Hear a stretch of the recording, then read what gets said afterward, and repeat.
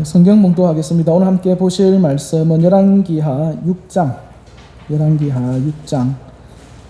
15절에서 23절입니다. 열왕기하 6장 15절에서 23절 말씀. 열왕기하 6장 15절에서 23절 말씀입니다. 제가 가진 성경으로 구약 성경 570년 되겠습니다. 열왕기하 6장 15절에서 23절 말씀. 제가 먼저 읽고 교독하도록 하겠습니다. 하나님의 사람의 사환이 일찍 일어나서 나가보니 군사의 말과 병거가 성읍을 에워쌌는지라. 그의 사환이 엘리사에게 말하되 아 내 주여 우리가 어찌하리이까 하니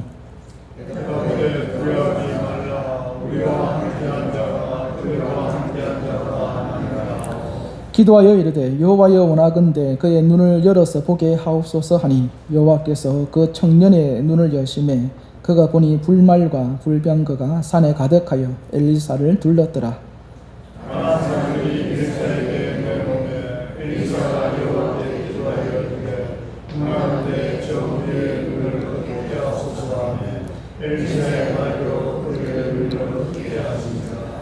엘리사가 그들에게 이르되 이는 그 길이 아니요 이는 그 성읍도 아니니 나를 따라오라. 내가 너희를 인도하여 너희가 찾는 사람에게로 나아가리라 하고 그들을 인도하여 사마리아에 이르니라. 사마리아에 들어갈 때에 엘리사가 이르되 여호와여 이 우리의 눈을 열어서 보게 하소서 하여 여호와께서 그를 눈을 여시매 그들이 눈이 자기들이 사마리아 가운데 이스라엘 왕이 그들을 보고 엘리사에게 이르되 내 아버지여 내가 치리이까 하니 내가 받을 주님하소서 달과 사자는 자들을 어찌하리까 뼈와 물을 그들 앞에 두고 먹고 마시지 않고 그들의 기내로 돌려보내소서 합니다. 같이 읽겠습니다. 왕이 위하여 음식을 많이 베풀고 그들이 먹고 마시며 놓아 보내니 그들이 그들의 주인에게로 돌아가니라. 이로부터 아람 군사의 부대가 다시는 이스라엘 땅에 들어오지 못하니라.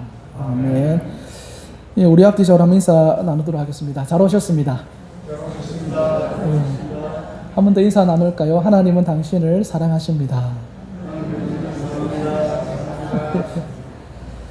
예, 성경을 보다 보면은 분명히 이제 예전에 이미 알고 있는 내용이죠. 이미 알고 있는 내용인데 다시 그 성경 본문을 읽고 묵상하다 보면은 그 예전에 발견하지 못한 어떤 새로운 내용들을 발견하게 되는 그런 일들이 좀 있습니다.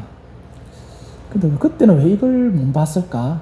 그렇게 이제 새로운 성경을 보는 좀 안목이 넓혀진다고 얘기해야 되나요? 그런 것들이 좀 있는 것 같습니다. 이 오늘 본문 말씀도 이미 우리가 이거 주일학교 보통 이제 성경 공부할 때 이런 내용 많이 다루거든요. 사마리아 성에 이 엘리사가 있었던 이제 이런 도단에서 엘리사가 겪었던 일을 이제 이렇게 재미있게 뭐 만화로 또 여러 가지 만들어서 주일학교에서도 많이 하고 하는데, 근데 오늘 본문에 예전에 우리가 알던 것과는 다른 내용이 오늘 이 본문 속에서도 숨어 있더라는 것입니다. 그래서 오늘 이 본문 보시면서 뭐 꼭 그것만 정확한 해석이다 할 수는 없겠지만 이렇게 또 해석이 가능하구나, 이런 또 비밀을 하나님께서 성경 곳곳에 숨겨 놓으셨구나 하는 그런 하나님의 지식에 대한 그런 경험들, 은혜들 함께 나눌 수 있으면 좋을 것 같습니다.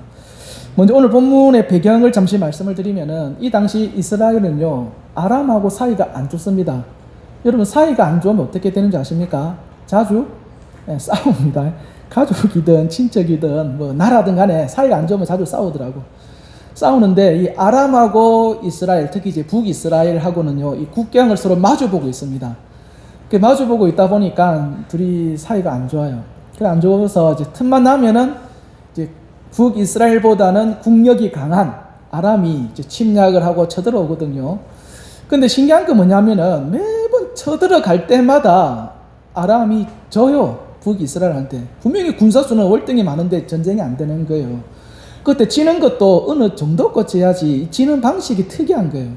왜냐하면 그 당시 아람에서 북이스라엘을 침략할 때는 길이 한 가지가 아니거든요. 여러 가지 길이 있습니다. 그래서 이제 자기들끼리 군사 회의를 한다고요. 우리가 이번에는 A라고 하는 길로 쳐들어가자. 이렇게 해가지고는요, 몰래 이렇게 쳐들어갑니다. 몰래 쳐들어가기 때문에 상대방도 몰라야 정상인데 이미 알고 있었던 것처럼 딱 길목에 이스라엘 병사들이 이렇게 매복해 있다가 아람 군대가 오면은 공격을 하는 거예요. 그래서 그 다음에는 야, 이번에는 B라고 하는 길로 가보자 해서 또 B로 침략을 해오면은 이미 그곳에 또 이스라엘이 매복되어 있고, 자꾸 이게 반복되니까 아람 왕이 이상하다. 이거 한두 번도 아니고 자꾸 이렇게 우리가 침략하려고 하는 그 길을 쟤들이 어떻게 아냐. 그래서 아람 왕이 어떻게 생각하냐면은 우리 중에 첩자가 있다, 간첩이 있다, 이래 된 거예요. 그래가지고 그걸 물색하려고 하는데 그 부하들 중에 한 명이 그렇게 얘기하는 겁니다. 아닙니다. 우리한테 간첩이 있는 게 아니라 엘리야라고 하는 선지자가 북이스라엘에 있는데 이 선지자는 신비한 능력이 있어서 왕이 침실에서 한 이야기까지도 다 알아듣습니다. 이렇게 돼버린 거예요. 그러니까 이 엘리사는요, 자기가 원하는 곳에 길을 대면은 거기에 있는 아무리 먼 곳이라도 그 이야기를 뭐 하는 겁니까? 다 듣는 거예요. 그 다 듣고는 이제 북이스라엘 왕한테 얘기하는 거죠. 이번에는 여기로 쳐들어온다니까 이쪽에 매복해서 막으면 됩니다. 또 다음에는 이번에 이쪽으로 온다니까 이쪽에 매복해서 막으면 됩니다. 이렇게 자꾸 하니까 아람 왕이 생각하기로 야, 이거 북이스라엘하고 승부를 내려고 하면은 먼저 누구부터 잡아야 되겠습니까? 엘리사를 먼저 잡아야 되겠다. 이래가지고는요, 엘리사를 잡으려고 엄청나게 많은 군대를 엘리사가 있는 곳으로 보냅니다. 성경에는 이제 도단성이라고 되어 있는데 그 작은 성입니다.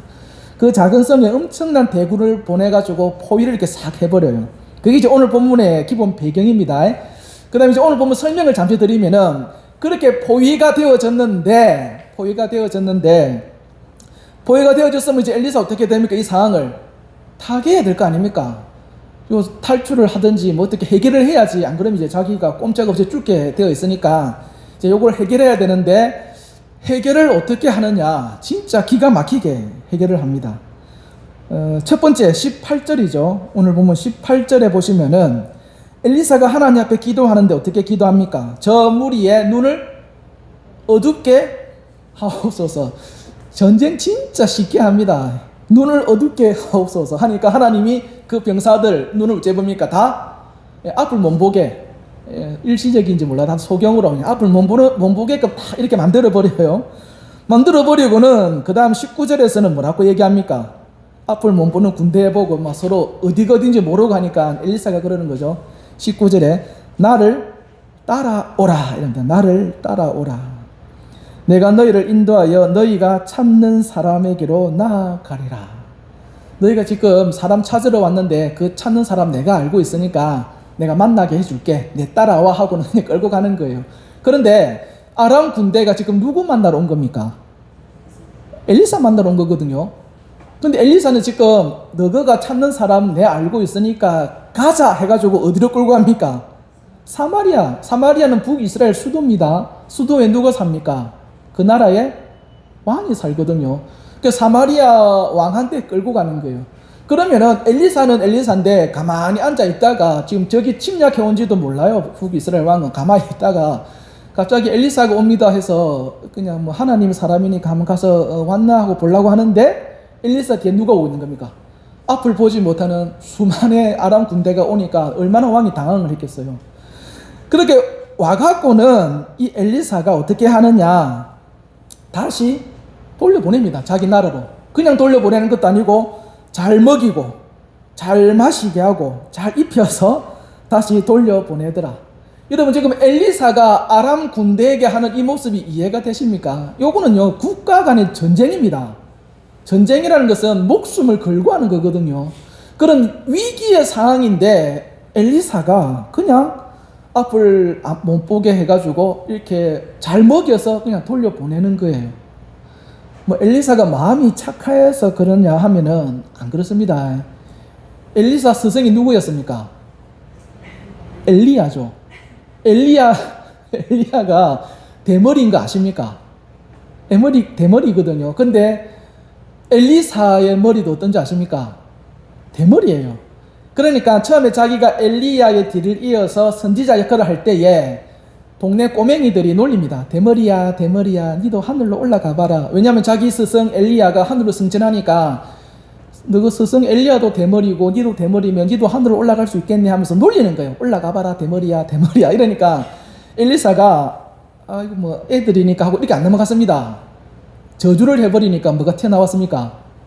곰이 튀어나왔어요. 곰이 튀어나가지고 애들 43명을요 그 자리에서 죽여버립니다. 곰이 무섭습니다. 곰이요 사람 죽이는 그런 이야기들 보면은 굉장히 끔찍합니다. 근데 그런 일을 했어요 엘리사가. 그것뿐만 아니라 처음에 자기가 또 선지자 돼가지고 사역을 할 때게요, 나중에 그 아시아가 자기 병과 관련해서 이제 엘리사를 호출하잖아요. 할 때게 50부장을 보내는데 50부장이 공손하게 찾는 게 아니고 엘리사를 조롱하듯이 빨리 내려와 이렇게 하니까 엘리사가 어쨌습니까? 하늘에 불을 떨어뜨려 가지고 그 50부장하고 따라온 50명의 군사들을요 다 태워버리는 사람이 엘리사입니다. 그러니까 이 사람이 마음이 착해서 너그러워서 오늘 본문처럼 이렇게 그냥 순탄하게 보냈는가? 그거는 아니더라는 거죠. 아니더라. 그러면 오늘 본문에서 엘리사가 이렇게 함으로써 우리에게, 저와 여러분들에게 어떤 메시지를 주려고 했는가를 우리가 찾아봐야 된다는 겁니다. 이해되십니까? 여기까지? 그러면 그걸 이제 하나 찾아볼게요. 우리 창세기 12장으로 한번 넘어가 보겠습니다. 창세기 12장. 창세기 12장. 창세기는 구약 성경입니다. 창세기 12장 3절. 창세기 12장 3절. 창세기 12장 3절 말씀을 한번 찾아보겠습니다. 창세기 12장 3절 말씀.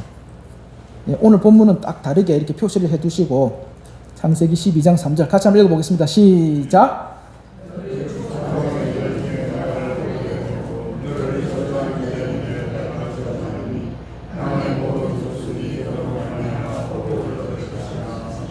아멘. 요 창세기 12장 1절부터 3절까지는 뭐냐면은 하나님께서 아브라함 보고 갈대아우로, 고향이죠. 고향을 떠나라. 그리고 내가 너한테 보여줄 땅, 아직 보여줄 건 아닙니다. 보여준 건 아닌데 이제 뭐 결과적으로 이제 가나안 땅이죠. 그 가나안 땅으로 가라 이렇게 지시를 하는데, 그 지시를 하면서 약속, 축복의 말씀을 몇 가지를 주세요. 주시는데 그 중에 12장 3절 끝에 후반부에 있는 거 보면은요, 땅의 모든 족속이 너로 말미암아 뭐 얻는답니까? 복을 얻을 거다. 이 약속을 줍니다. 오늘 성경 해석의 키는 3절 하반절입니다.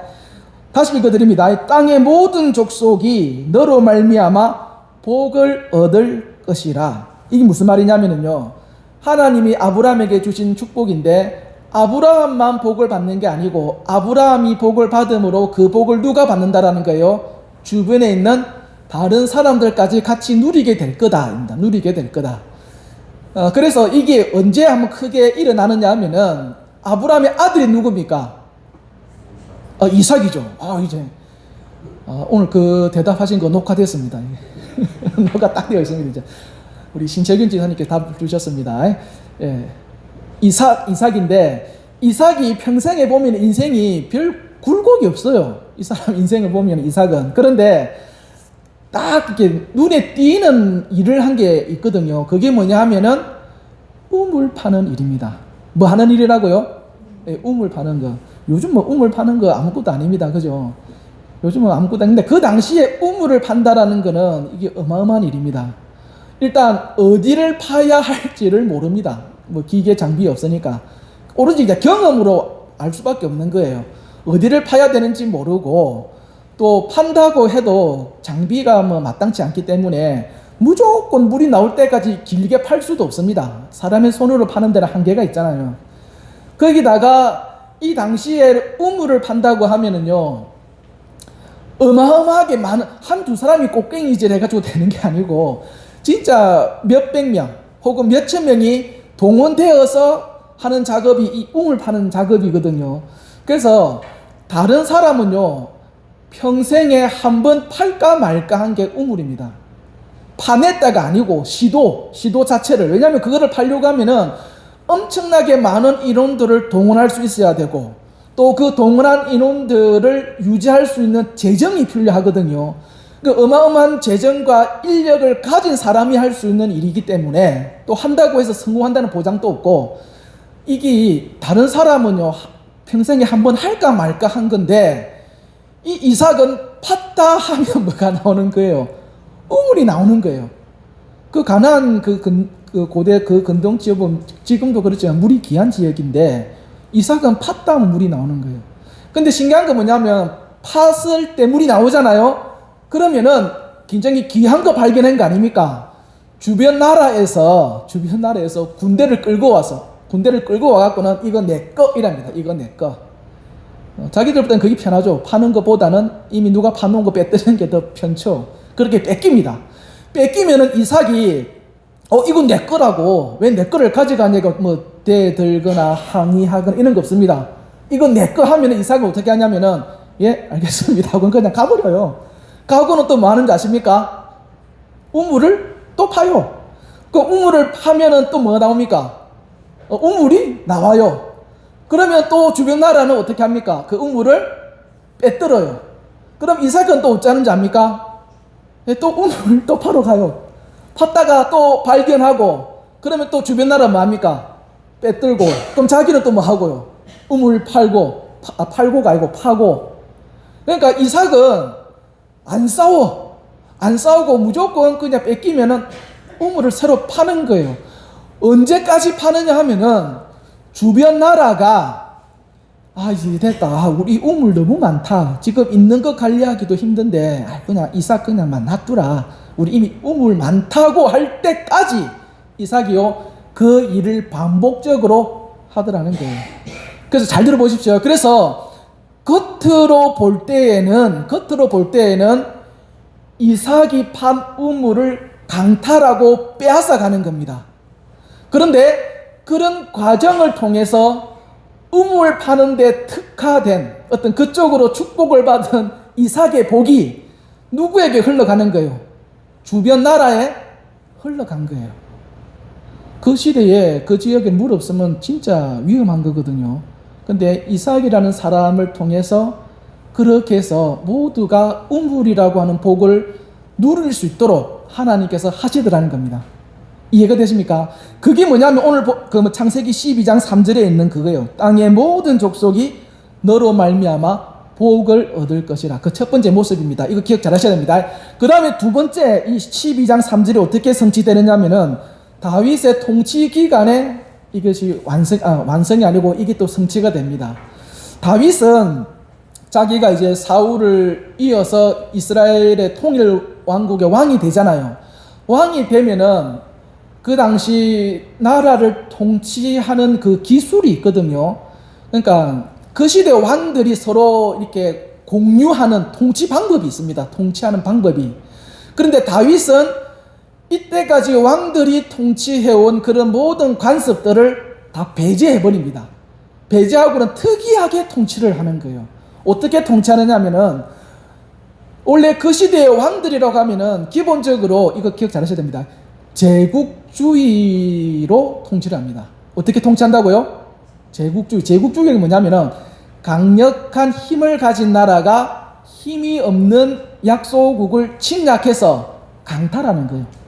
그래서 자기들 배를 채우는 그것이 이제 식민지적으로 이렇게 제국주의로 이렇게 통치하는 그런 통치 원리가 있거든요. 왕들이라면 누구나 다 그 통치를 합니다. 이 시대에. 그런데 다윗은 어떻게 통치하냐면은 그거가 정반대로 가요. 특별히 어떻게 하냐면 하나님이 약속하신 땅 있잖아요. 내가 너희들한테 가나안 이만큼 줄 거다 한 거 그거 말고는요 침략 전쟁을 안 펼칩니다. 그 시대에 힘이 있으면 누구나 다 주변 나라 침략을 들어갔는데 다윗은 침략 안 했어요. 대신에 군사적으로 위협을 먼저 가하거나 이렇게 할 때에 이렇게 군대를 보내서 처리를 했는데 그래도 그 땅을요 자기가 취하거나 하지는 않습니다. 다윗의 통치가 그래요.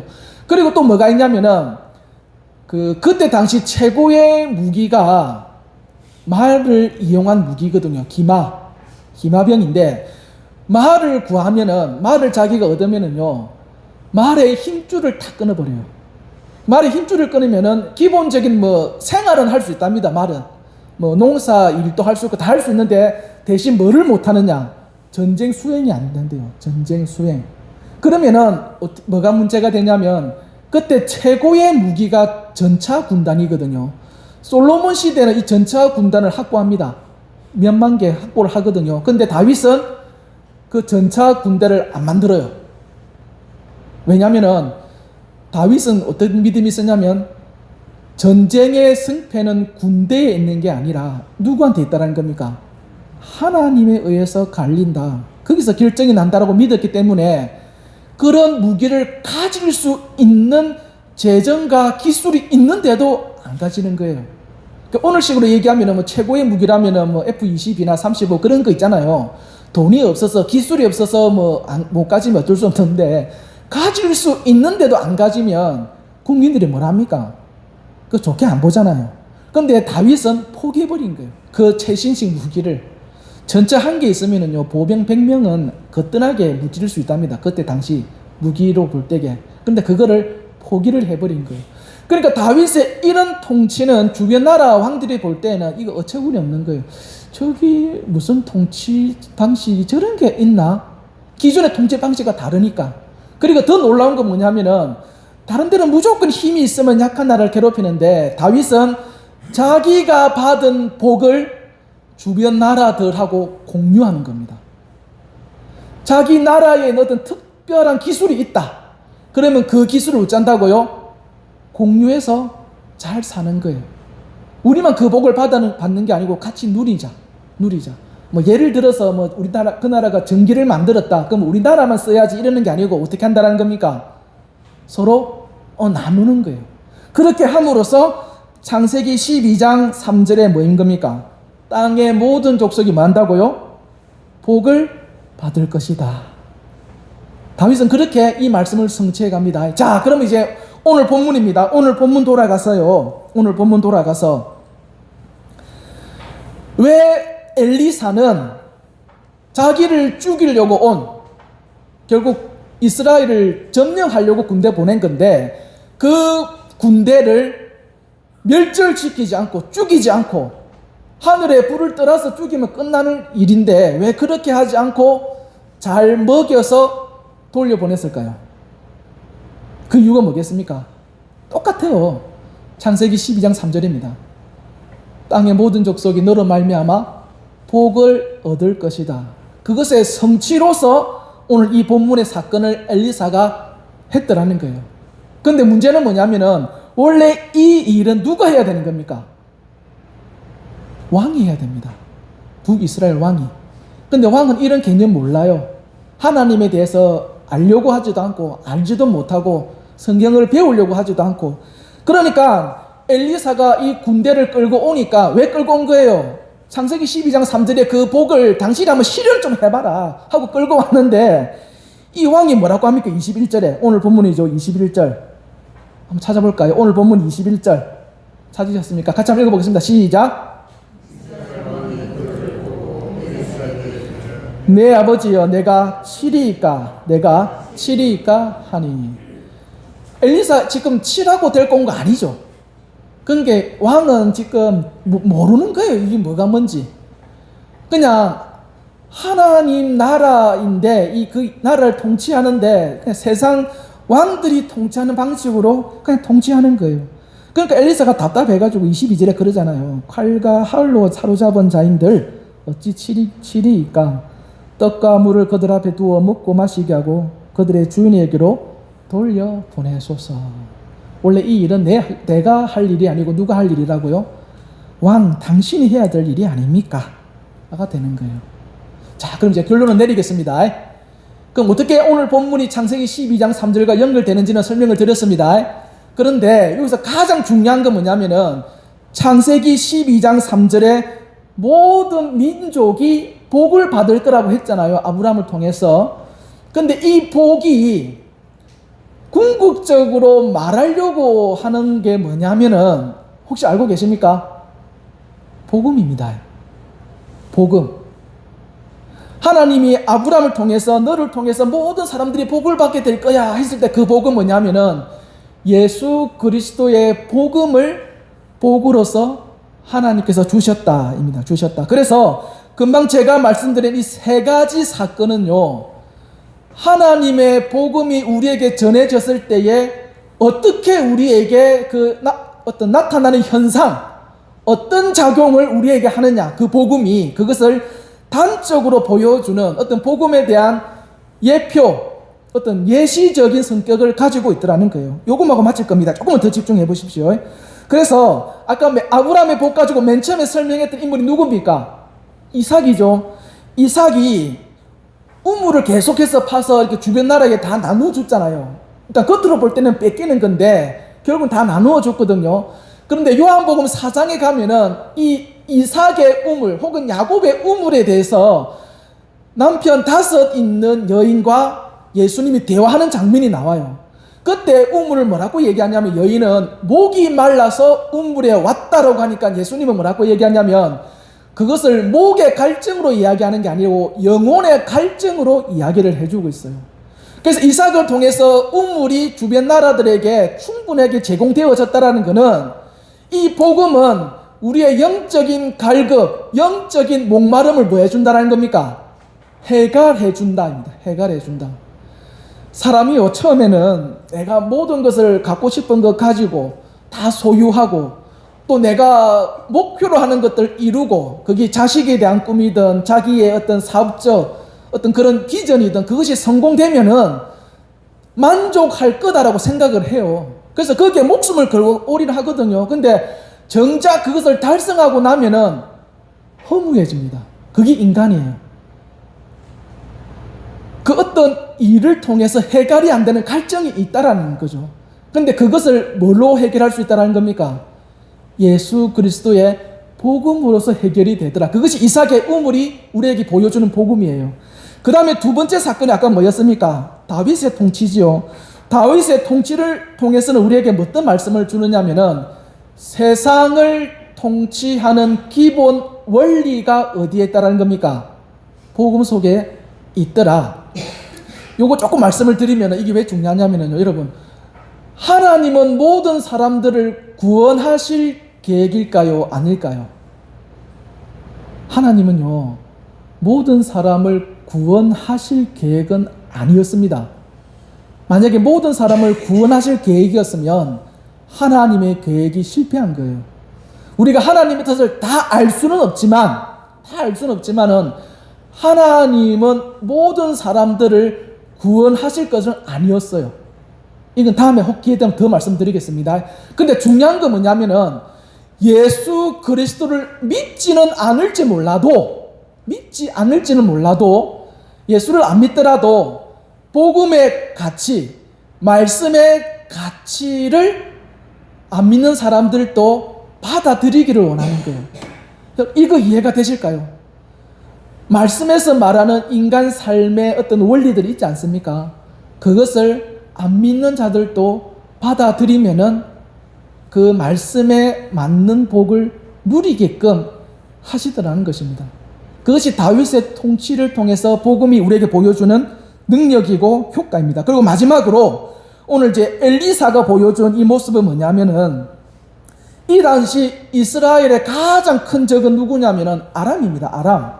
나중에 이 아람이 이 북이스라엘 공격하는 거 보면은요, 정말로 끔찍합니다. 사람을 잡아 죽이는데 너무 끔찍해요. 끔찍한데 그 원수와 같은 아람을 무사히 고국으로 돌려보내는데 그냥 돌려보내는 거 아니죠. 뭐합니까? 음식을 먹이고 푹 쉬게 하고 이렇게 보내잖아요. 그래서 복음은 우리에게 어떤 능력을 보여주느냐면은 원수들과 함께 먹고 마시고 화해할 수 있는 그런 용서의 기쁨을 우리로 하여금 전달케 해주더라는 것입니다.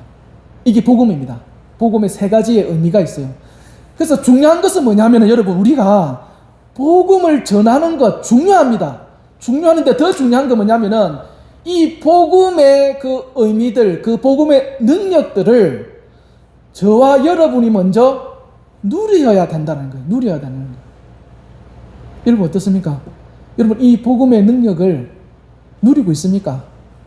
원수와 화해가 되고 말씀의 그 가르침대로 내 가정과 내 주변의 사람들이 그렇게 순종하고 살아가고 있습니까?